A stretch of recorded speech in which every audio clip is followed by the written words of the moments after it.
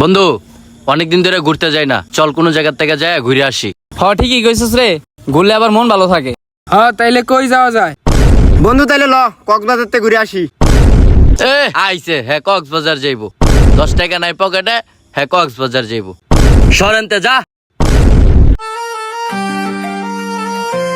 না রে, ওর অপমান করাটা ঠিক হয় নাই রে। ঠিকই কইছস, ওরে অপমান করা ঠিক হয় নাই, ওরে ডাক দে।